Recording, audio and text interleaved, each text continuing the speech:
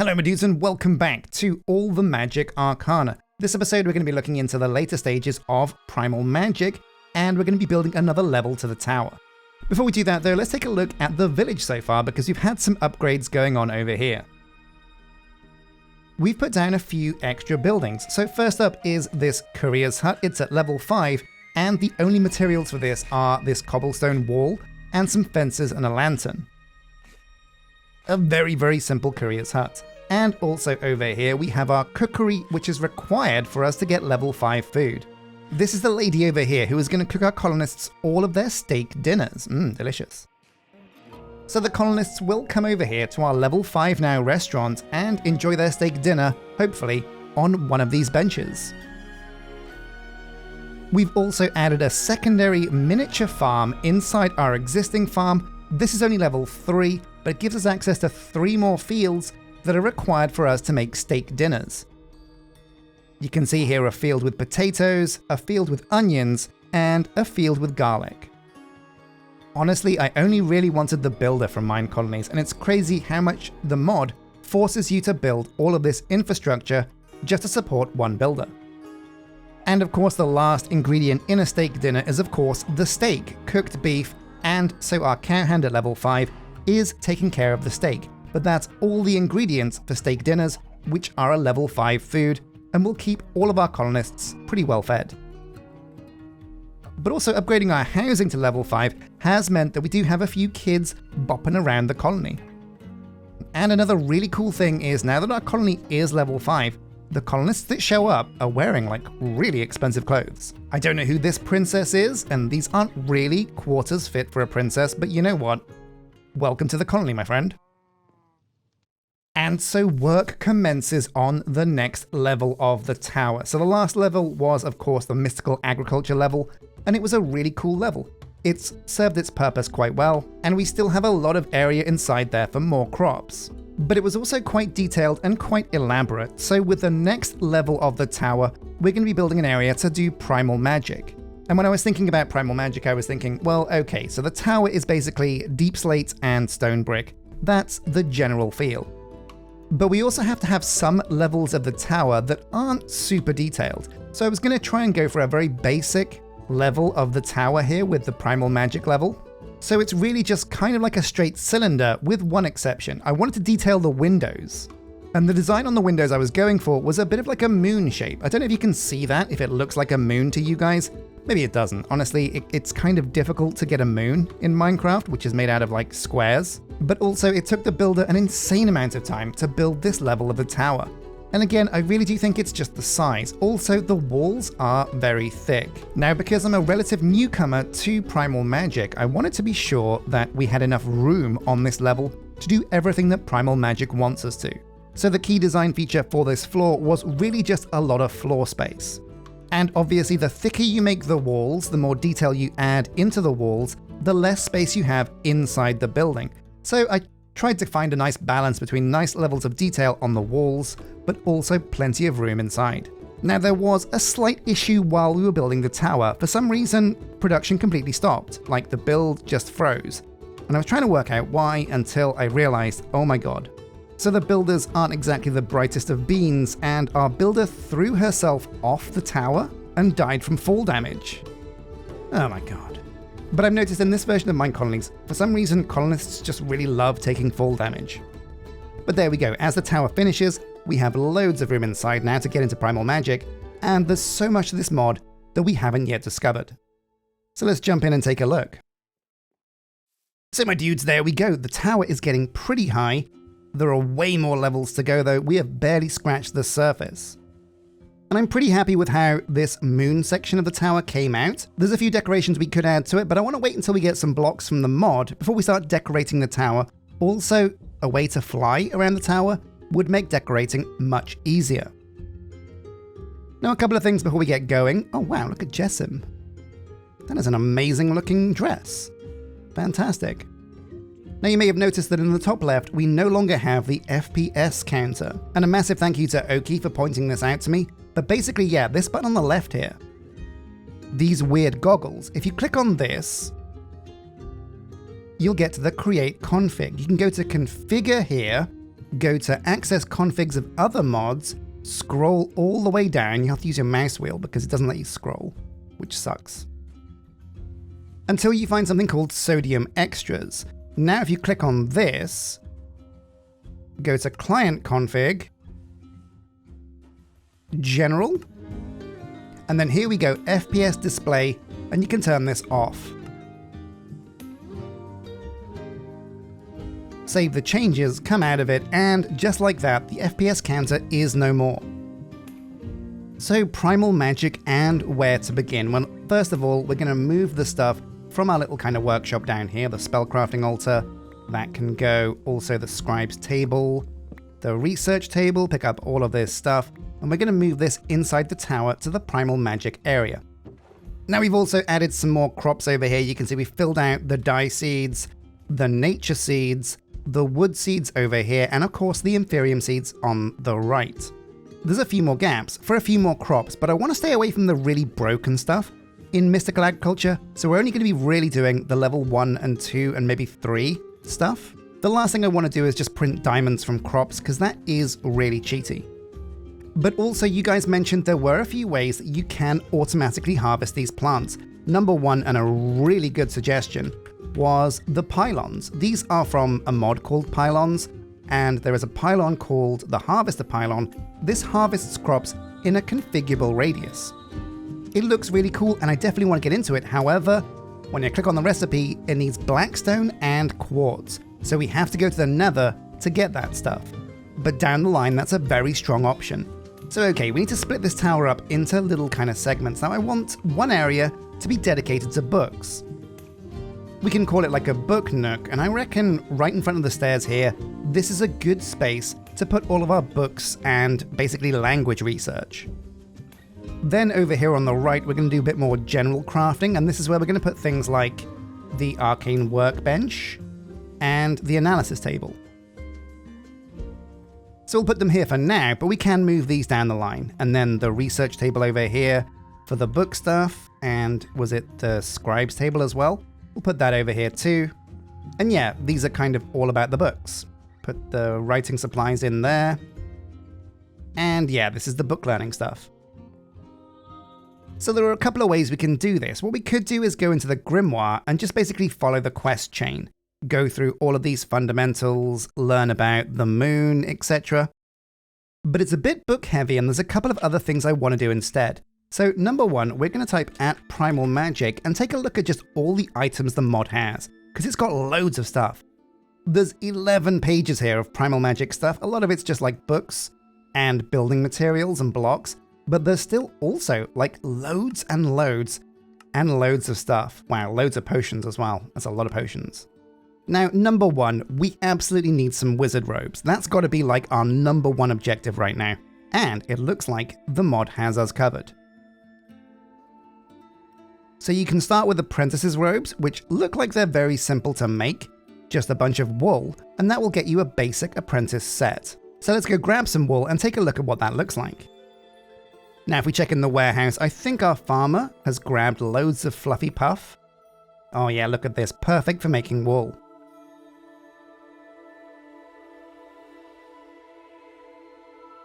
And yeah, so the basic robes you can make into any color if you have dye, but we'll start with just some white robes to get going with, if we can. What's the recipe? Wool. Yeah. Oh, the Arcane workbench, of course. Wait. Do I need to put mana in there as well? Oh, we need to do some research. Mana weaving imbued wool. Okay, how do we do that? Mana weaving imbued wool is down the right. We need to do mana tinged arrows, or one of these things first. Mana tinged arrows. Must craft an arrow. Required knowledge 1 observation. Man, so this whole mod is fueled by these observations. You really do need to kind of spend a lot of time doing these researches, or just wasting paper and trying to get lucky, which is actually quite possible. If you don't mind wasting paper and wasting enchanted ink, you can just spam complete project.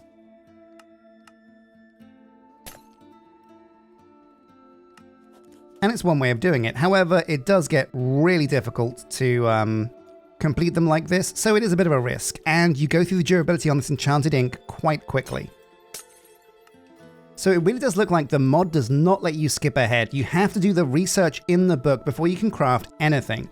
Now we could do mana tinged arrows, but we could also do advanced wand making, which requires 20 total knowledge spent. We can learn about mana salts, hinted at a substance that may prove useful in my continued works. Right, we need all the dusts for that one, so we'll focus on mana tinged arrows. So we need to get an arrow. Okay, that's pretty simple to get. Flint and feathers. Like that. Boom, we've got one arrow. Now we open the book, take a look, and we've crafted the arrow. Next is required knowledge, observation. So we have to do some analysis here to get some more observations. Okay, well we can do one arrow, why not? And there's a bunch of other stuff we can probably observe as well. Now if you've already observed something, you don't get any more observation points, but you really do need to just grab one of everything and research it. So I'm going to go and grab a bunch of stuff from my chests and see if we can research absolutely everything to get some more observations done. And so there we go, we have 6 observations now that should see us. So we made the arrow, we did the observations, we've done the research, but what does it actually talk about?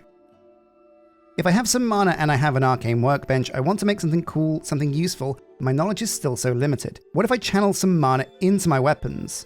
So I think basically if you put a wand in the left of the bench, there, and you make the arrow, it will make you special enchanted arrows? Maybe, but we don't use bows, so I'm not too worried about that. We really just want to skip this to get onto the actual robes. Oh no, here we go. This worked out nicely. With a pinch of essence dust, I'm able to tinge the heads of the arrows with mana. Right, so you put the arrows on a bench, put some dust in the middle, and I wish I hadn't spent that arrow now, because I need another one. So yeah, this mod is very cool, but it looks like you just absolutely cannot skip ahead. You have to keep on top of the book and keep doing what it tells you in the correct order, which is a good way. It means you're not going to kind of swamp yourself and get overloaded, but it does mean we can't like power game it. Okay, there we go, in the bench. 1, 2, 3, 4. We put the moon dust in the middle, and we need also 5 moon mana. Okay, well let's go and get our magical moon wand. So we chuck it in the bench with the arrows, the dust, and let's see if we can make some magical moon arrows. Here we go, moon tinged arrow. I don't know what this will do, but I guess it just kind of adds some moon magic to your arrows. Pretty cool. Right, here we go, and now we can look into imbued wool, and we're going to get our wizard robes at last.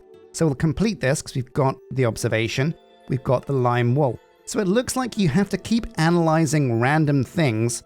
We'll do a flint, because why not? To get observation points, and quests in the quest book that unlock stuff require an observation point. Now the amount of observation you get here is based on the rarity of whatever you do. So if we put a diamond in there, we probably get like a complete level. But again, do be careful because you do waste whatever you put in there to analyze. Anyway, yeah, so we can make ourselves some wizard robes now. We've opened up the book. We've done imbued wool, talks about making wool like this, and it talks about making robes. Yeah, let's do it. Let's make our first robes. Okay, so we're going to make some boots first. Oh, we also have to imbue it with mana. And of course, we're going to use moon mana, because, oh no, look at this. So we need 5 of every single kind of mana. Oh, very interesting. Okay. So my dudes, we're on the quest to find some more mana. Now, there are a number of ways you can get mana. One of the great ways is just finding the shrines around the world. Now, depending on which biome the shrines are in, gives you a different kind of mana. And it's the round structures like this that have the mana fonts, which is where you're going to want to charge your wand. The square structures like this one are actually the libraries with all the books in. But there's loads of these around the map. All you have to do is zoom out and look for the white dots, and you can see they are really all over. But also, these shrines are going to have loads of material that's going to actually look really good decorating this room. I think gathering materials from Primal Magick just makes sense for decorating the Primal Magick tower.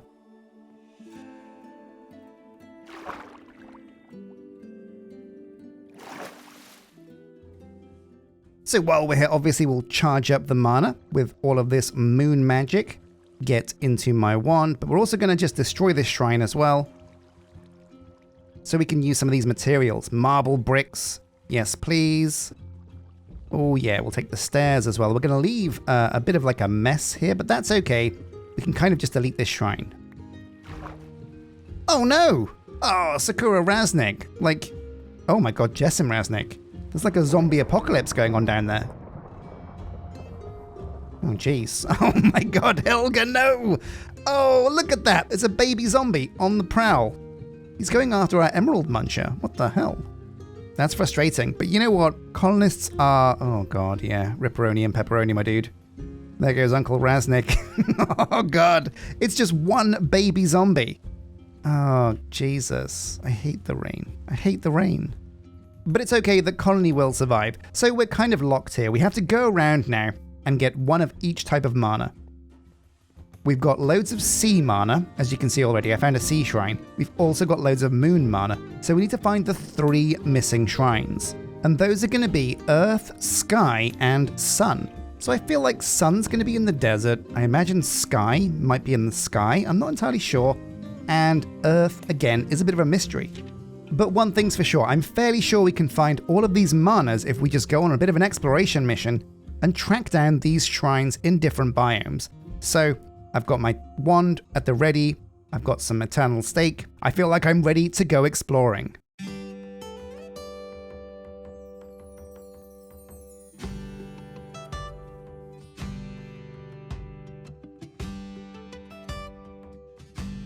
So RTP is our best friend, and we found what looks like that is not sea and it is not moon.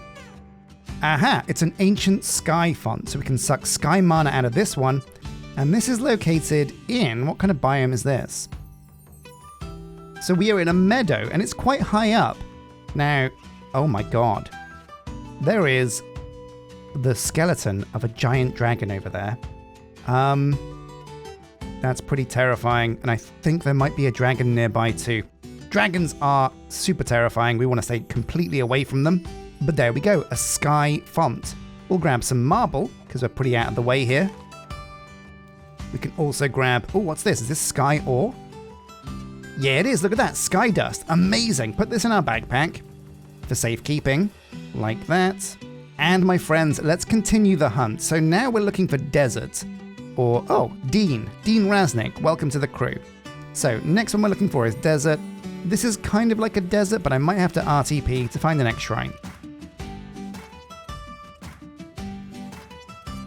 Oh no, my dudes, we have some trouble. There is a shrine over there that's got like a green thing, which I think must be Earth. However, over there is also what looks to be a dragon. Yeah, oh my god. A dragon. He's got loads of gold. Has he seen me? Oh my god, has he seen me? Oh my god, he's seen me! Oh my god. So, yeah. Note to self, dragons can see really far. And what the hell is it? So I found another Earth font over here. We're pretty far away. RTP'd again. And again, there's a dragon over here setting fire to everything and just being a real menace. Now, I don't want to get cooked. So I'm going to get in and out, quick as you like. Grab the Earth Dust and the Earth Magic. There we go. Is this going to fill my wand? Lovely Earth Magic. Then before we get turned into shish kebab, we'll dig up this Earth Dust as well. So we're almost there. We've got 4 of 5 different types of mana. The last remaining one, this biome, by the way, is a plains biome. And that's how we found the Earth. So it really is kind of like potluck where these shrines are going to be and where you're going to find them. But if you keep looking, you will eventually find them. So the next place we need to look for has got to be a desert. I think desert or beaches are going to have what we're looking for, but if I look on the compass, there's no desert anywhere. Explore the stony shores. Well, I don't know where we are now, but this does not look like desert at all. Yeah, we're kind of marooned out at sea. Not great. Is there nearby desert? Let's have a look. No. Man, desert's super rare. Luckily, RTP really does help with exploring. But what's this red stuff in the water? That could be cool, or it could be deadly, or it could be both. Let's go and take a look.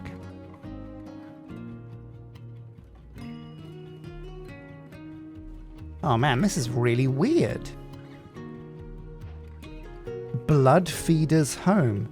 Oh no. What's a blood feeder?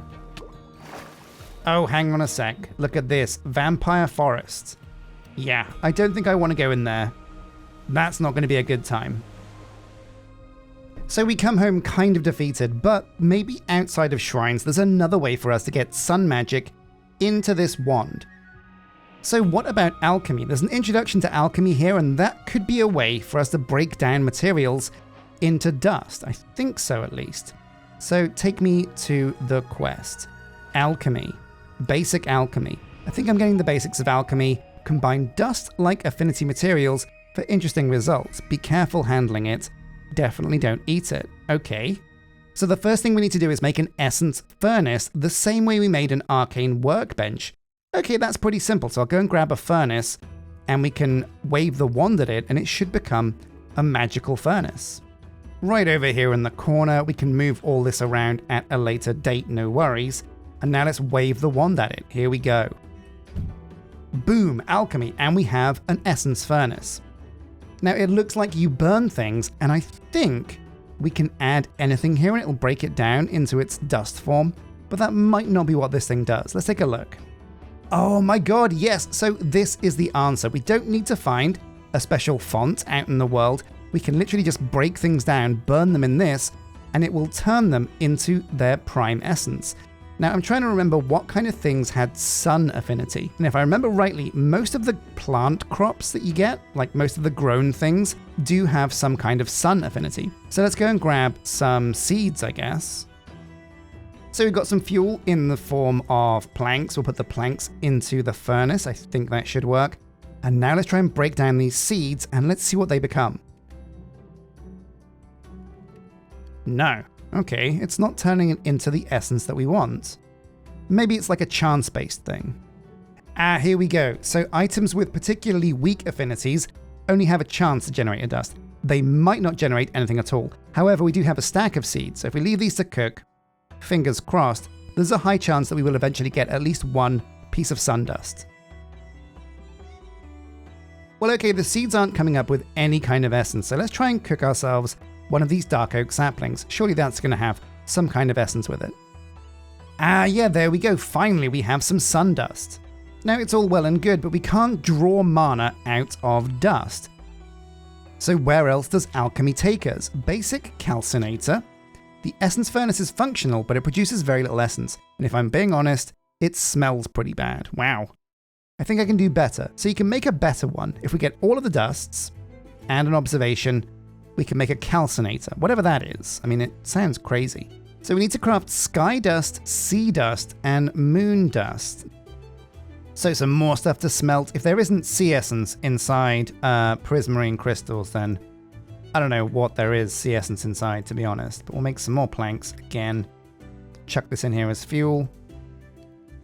Yeah, there we go. Sea dust and some earth dust. We'll save the rest of that prismarine. Oh, there we go. Inside the egg is sky dust and also alchemical waste. That's odd. Better hold on to that because it could come in useful. We've done everything. We've got the observation. Now we can put down a calcinator. So I've produced a device called a calcinator, made of marble, mana absorbing. Rather than a single dust per source, a calcinator will produce one dust for every 5 points of affinity. All right, cool. So it really is just like a more advanced furnace. Well, okay, maybe there's something here in mana weaving, because this is all about like extracting mana from the world, right? Mana weaving is the discipline we're looking at. So what's a mana charger? A device that will break down magical essence and convert it into raw mana. Oh my god! Which I can then in turn use to feed my wand. This is exactly what we're looking for. And this is another reason why you need to read absolutely every single one of these quests and take it in. Because a mana charger is exactly what we're looking for. We need a mana prism, which means we do need quartz slivers. Unless we have some quartz lying around. Because, you know, it's entirely possible there is a way for us to get quartz without going to the nether. Sometimes structures have quartz. Sometimes there are recipes that let you make quartz without going to the nether. So let's take a look. In fact, there is a building over there that looks like it's made of white walls. If we're lucky, that's going to be quartz. So let's go and take a look.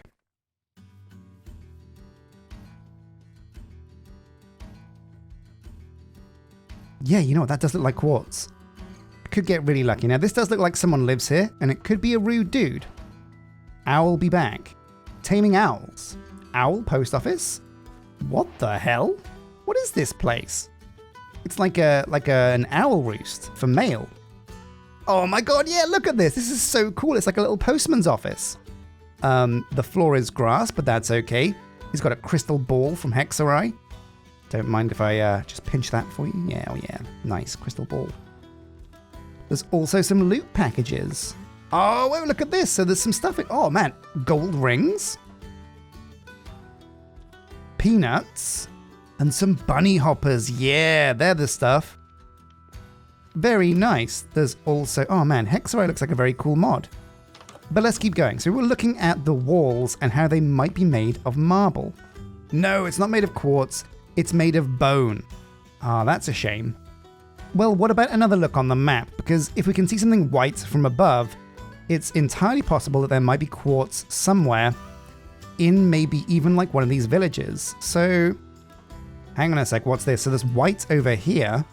Oh yes, look at this, quartz bricks. So if we can get over here to this village, we might be able to find some quartz. Oh yeah, just look at those walls. This is pure quartz, baby. We don't need to go to the nether after all. Let's clean up and get some quartz. Now this is quartz bricks, but I think if we use like a crusher, we can break this down into its original quartz. Also, obviously, while we're here, we'll raid these barrels in case there's some good stuff. Glowberries could come in handy, but we'll keep moving, keep grooving. Seeds, no. Sugar, not really going to bother with. Let's keep going. So we're looking for kind of quartz, I guess. We'll take the quartz bricks because, yeah, if we use these, where is the quartz? Quartz bricks, used with something, right? No, I can't break it down into quartz. Ah, look at this. So we can put the quartz pillars inside my productive metalworks foundry, and we can use the molten quartz with a gem cast to make nether quartz. Oh, we've done it, and I'm so glad I built that foundry now. Looks like it's really going to come in handy and pay for its own use. We'll just raid this guy's chest. Oh my god, look at that stuff. I don't know what that is, but it looks amazing. There's a drinking hat. Don't mind if I do. And also we'll grab this waystone, because you can never have too many waystones. Very nice. Okay, well, oh, another chest. Don't mind if I do. Ooh, emerald. We'll remember this is here. We've raided most of it. We can turn this quartz into quartz. Perfect. Let's head home. So yeah, over to the foundry. We'll load this bad boy up with all of this quartz goodness. Oh man, yeah, this is perfect. So quartz bricks. These are going to smelt up. This is slower than the other recipes, but this is going to make liquid quartz. Perfect. In fact, I don't even think we need a gem cast. We can probably just empty it out into these casting... Wait, why is there gold in here? Let's finish that off. Who's done that? But yeah, oh my god, yeah, 36 blocks of molten quartz. So we'll get the gold out of here if we can. Can we get the gold out? Do we need an open hand? There we go. Pour out some liquid quartz. Oh.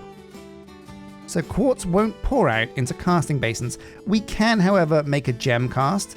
So we'll use this emerald, I guess. This has got to work, right? We'll set it to steel to make the cast. Pour it out. We do waste the emerald, but now we have a gem cast. So we can switch it over to quartz. There we go. Hit the button. Bam! Nether quartz. Oh my god, little hack. So if you want quartz, but don't want to go to the nether, build a foundry. Oh man, amazing. It looks like, against all odds, by the end of the episode, we will actually make some wizard robes. I'd planned to go so far into Primal Magick this episode, but honestly, there's so much to this mod that we just got a bit kind of, you know, sidetracked. So we have the quartz. Putting these into the crafting bench makes quartz slivers. We needed quartz slivers because we were going to make a mana charger. The mana charger will let us put sun essence into our wand without needing a font. To make the mana charger, we need a mana prism, which means we need iron nuggets, any old dust, and slivers. There we go, the mana charger. Okay, amazing. So this simple device will break down magical essence and convert it into raw mana, which I can in turn use to feed my wand. I just need to place my wand inside and deposit some essence. The essence will slowly be broken down into mana and go into the wand. Okay, very cool. So we'll put this down. We'll right click. We'll put the sun dust on the left, the wand in the right. And oh yeah, there we go. We're going to get some sun essence. That means we're finally going to be able to make some robes. Oh my god, this is a big moment, a huge moment. I can't believe it took us this long to actually get sun mana into our wand. And there we go, 15 of each type of mana is all we need to make the remaining pieces of the wizard robes. So the wand in the left, we've got the feet. Now we'll make the legs. There we go. Oh, it's a skirt. Okay. Then we'll make the chest piece. And the finishing touch, man, these look more like Jedi robes, is the hood. So let's try and put this on. We'll take off this ugly steel armor. There it goes. And here we go, the wizard robes. Oh my god, this is it. I'm finally wearing some magical wizard robes. Amazing. Now they kind of overlap with my existing green robe skin. But you know what, that's okay. Maybe we should make this armor green instead so it kind of matches with my arms. But this is a very cool set. Now this set is ridiculously low armor. It's like 1, 3, 4, 1. So I think this is about as good as iron armor, maybe even worse. But what it does come with is a mana discount. Collectively it's 1, 2, 3, 4, 5. So a 5% mana discount. Not much, but at least it's something. And there we go. Oh my god, wizard robes. But man, there is so much to do with Primal Magick. So the next thing I need to do is create a book nook so we can look into researching the different languages from the different books. So my dudes, there we go. We looked into Primal Magick a little bit. We discovered how you get different types of essences, and we've made our very first wizard robes. But Primal Magick is so deep. It's not simple, it's not quick, and it's not easy. I would love to come back to Primal Magick, but it's a very grindy mod. So I think we're going to leave it there for the moment. And next episode, we're going to be looking into modular golems, something I'm looking forward to a lot. As always, keep your comments coming in, and until next time, my dudes, take care.